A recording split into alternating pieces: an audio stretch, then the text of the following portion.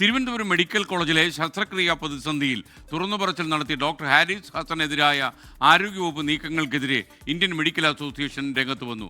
ആരോഗ്യവകുപ്പിന്റെ നീക്കത്തെ ശക്തമായി ചെറുക്കുമെന്ന് IMA അറിയിച്ചു. ഈ വിഷയത്തിൽ ഇനി പ്രതികരിക്കാനില്ലെന്ന് ആരോഗ്യവകുപ്പ് മന്ത്രി വീണ ജോർജും പറഞ്ഞു.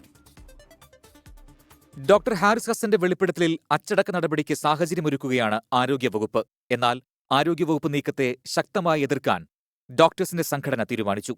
KGMCTAയ്ക്ക് പിന്നാലെ IMAയും ഹാരിസിന് പൂർണ്ണ പിന്തുണ പ്രഖ്യാപിച്ചു. പ്രതികാര നടപടി നിസ്വാർത്ഥമായി ജനസേവനം നടത്തുന്ന ആരോഗ്യ പ്രവർത്തകരുടെ ആത്മവീര്യം തകർക്കുമെന്നും ബ്യൂറോക്രാറ്റിക് ധാർഷ്ട്യങ്ങൾക്കെതിരെ ജനങ്ങൾ അണിനിരക്കണമെന്നും IMA പ്രസ്താവനയിൽ ആവശ്യപ്പെട്ടു. വിഷയത്തിൽ പറയേണ്ടതെല്ലാം കൃത്യമായി പറഞ്ഞു കഴിഞ്ഞെന്ന് ആരോഗ്യമന്ത്രി വീണ ജോർജ്. ഞാൻ ഇത് സംബന്ധിച്ച് വളരെ കൃത്യമായി പറഞ്ഞിട്ടുണ്ട്, ഇന്നലെ പറഞ്ഞു കഴിഞ്ഞു. വകുപ്പുതല അന്വേഷണത്തിന്റെ ഭാഗമായി ഹാരിസ് ഹസന്റെ ഹിയറിംഗ് നാളെ DME തലത്തിൽ നടക്കും. കാരണം കാണിക്കൽ നോട്ടീസിന് ഹാരിസ് ഹസൻ മറുപടിയും നൽകും.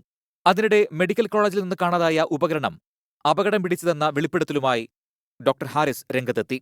സുരക്ഷിതമല്ലാത്തതിനാൽ ഉൽപാദനം കമ്പനികൾ നിർത്തിയെന്നും അടുത്ത കാലത്താണ് മുന്നറിയിപ്പ് ലഭിച്ചതെന്നും ഫേസ്ബുക്ക് പോസ്റ്റിൽ ഹാരിസ് പറഞ്ഞു. 24 തിരുവനന്തപുരം.